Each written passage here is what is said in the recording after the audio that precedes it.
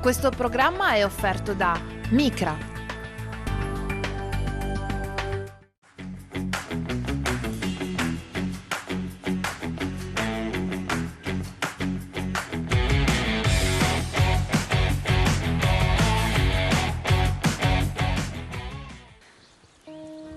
Bentrovati a un nuovo appuntamento, bentrovati perché anche oggi venite in giro con noi in questi incontri a ruota libera. Quello che avete visto è un pozzo, ci troviamo a Oslavia, vado a incontrare la prima delle persone che incontrerò oggi, lei è Mattea Gradner, grazie. Buongiorno, intanto grazie per a voi.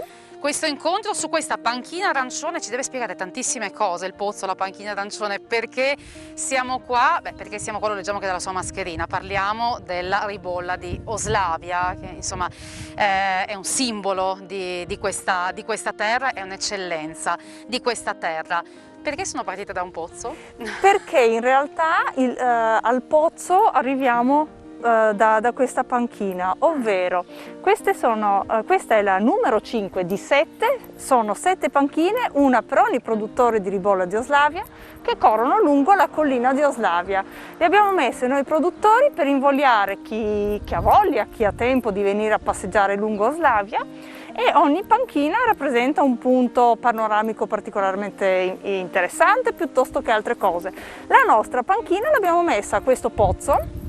Oslavia, come buona parte del Coglio, è ricca di pozzi. Una volta si costruivano le case solo dove c'era il pozzo perché era fondamentale avere acqua, e questo è uno dei pozzi più profondi, è stato costruito nel 1909 e arriva a oltre 16 metri di profondità, e anche nelle estati più calde ha sempre avuto acqua. Freschissima. Freschissima.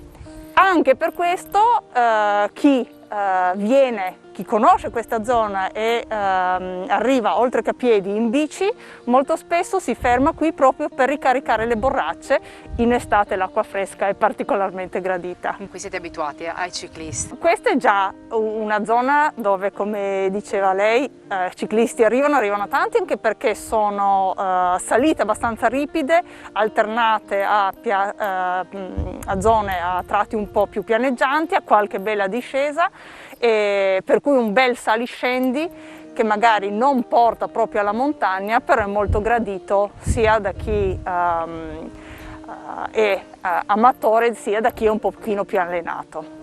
Questa giornata che passeremo insieme in giro con voi ci permette anche di usare dei simboli, secondo me, di questa tappa, perché una parola che è stata molto usata è quella proprio di unione. Qui guardiamo da una parte all'Italia, da una parte alla Slovenia, poi proprio ci sposteremo, e unione è una parola chiave anche per voi, perché poi andrò a incontrare altre persone e voi vi siete uniti in un'associazione. L'associazione Produttori Ribolla di Oslavia, appunto, APRO, come si può leggere, e quello che cerchiamo di fare, oltre a promuovere questa varietà particolarmente interessante su queste colline, è anche un po' un avvicinarsi al mondo rurale un pochino più gentile, e quindi un po' più con un po' più di tempo, appunto le panchine, venire in bici, venire a piedi, godersi queste zone che sono molto molto belle in tutte le stagioni dell'anno.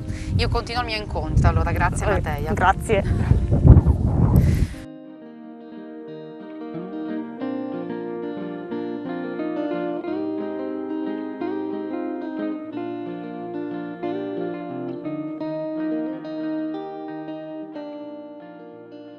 Sempre in questa terra meravigliosa incontro Marco Primosic, che è un altro dei produttori che appunto sono uniti in questa associazione dei produttori di ribolla gialla, e poi mi racconta anche bene di questa ribolla, quali sono le sue caratteristiche, insomma, e come si nutre di questo territorio.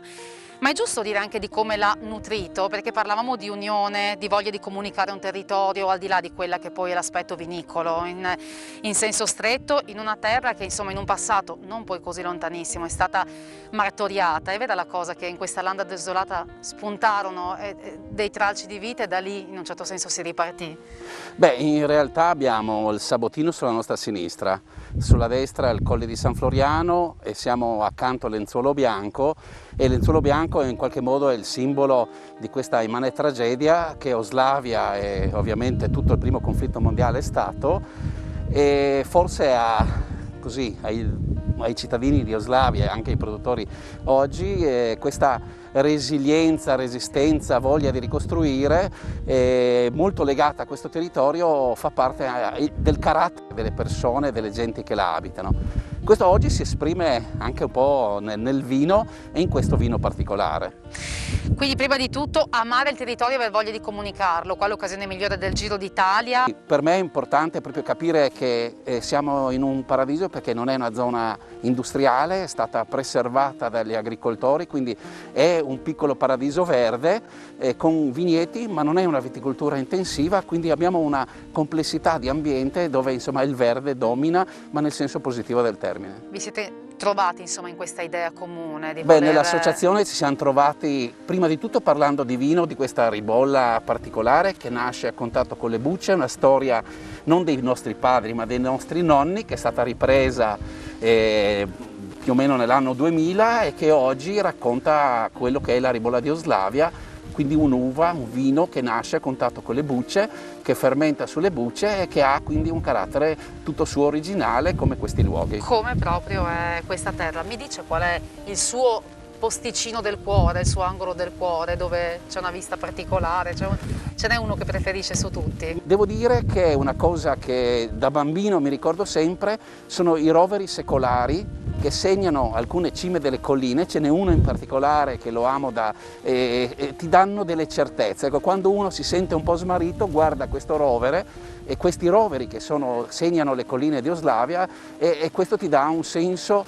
di certezza che il mondo evolve, cambia con velocità, ma ci sono alcune cose che sono lì a presidiare. Come la ribolla di Oslavia. Grazie. Adesso una certezza Sì. per questo territorio. Grazie e buon Grazie a giro voi. e Grazie. poi buon lavoro con l'associazione. Noi andiamo avanti nel nostro giro.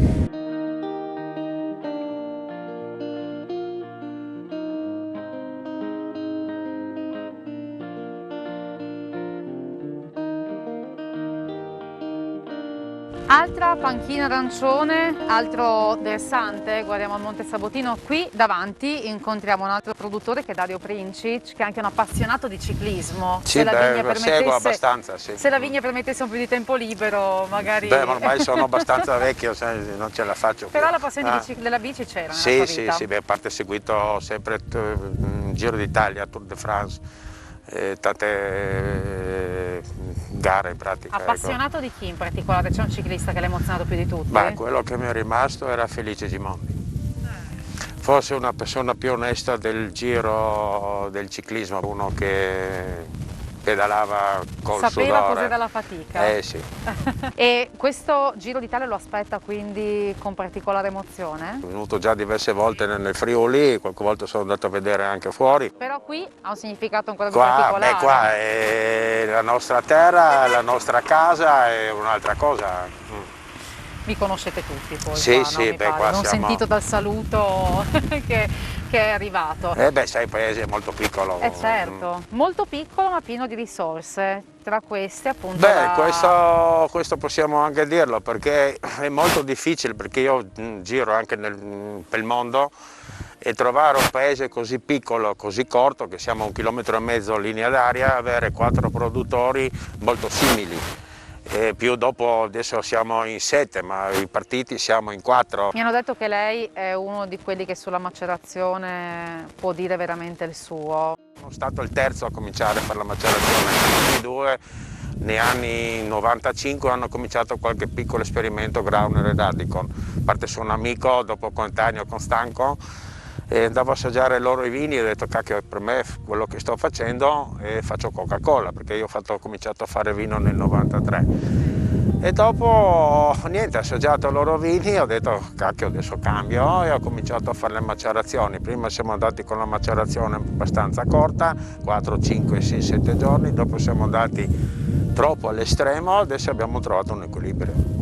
Questa è una macerazione che facevano i nostri vecchi, ma facevano con una tipologia molto diversa, perché loro vendemmiavano, dopo lasciavano lì per 12-24 ore sulle bucce e dopo la pressatura durava 3-4 giorni. In pratica, dopo vino normale, che erano vini arancioni, come li facciamo oggi noi, con tecnologie diverse. Ecco.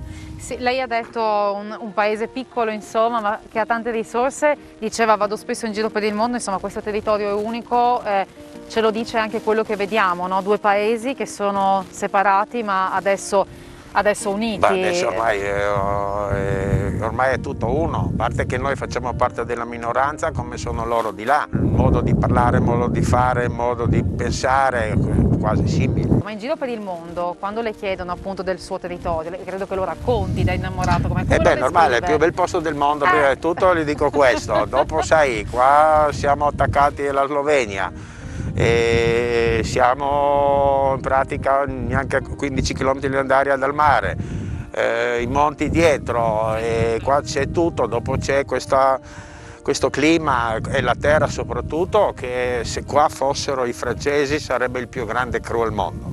Purtroppo noi abbiamo cominciato a fare vino domani perché la Grande Guerra ha distrutto tutto, dopo nel 29 è morto tutto del grande freddo, dopo è arrivata i commercianti che hanno portato la chimica sul territorio e adesso per fortuna abbiamo capito che i nostri vecchi erano più intelligenti di noi.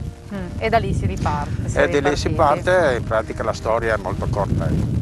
Passa un ciclista intanto, Sì. ma sono dei tanti che passano e li Vabbè, rivedremo qua poi adesso con il- ultimamente ci sono tantissimi, sì, soprattutto tantissima gente ha conosciuto Slavia che prima i goriziani neanche lo sapevano dov'è. Davvero? Sì, sì. Addirittura i goriziani? Beh, sì, Li siamo a questo bacchettiamo livello. allora, Beh, adesso. insomma, è così. Io la ringrazio Niente, per grazie avermi a voi. raccontato, la lascio al lavoro perché le giornate non finiscono mai in vigna, credo. Beh, no? beh, normale, adesso vado su, l'altra vigna che ho su vicino a Grauner. Però poi alza gli occhi e vede questo spettacolo. Beh, convivo con la natura. Paga. Questo è, lei ci dà e ci toglie, è anche giusto. E io per esempio se c'è la grandinata o c'è la rugiada o la brina, se ci porta via qualcosa non posso arrabbiarmi, però convivo con lei mi dà e qualcosa ogni 8 anni bisogna che torniamo. È un bellissimo posto per stare in giro, un bellissimo posto per conoscere appunto persone e incontrarle proprio sui luoghi dove passerà la Corsa Rosa e domani ci rivediamo.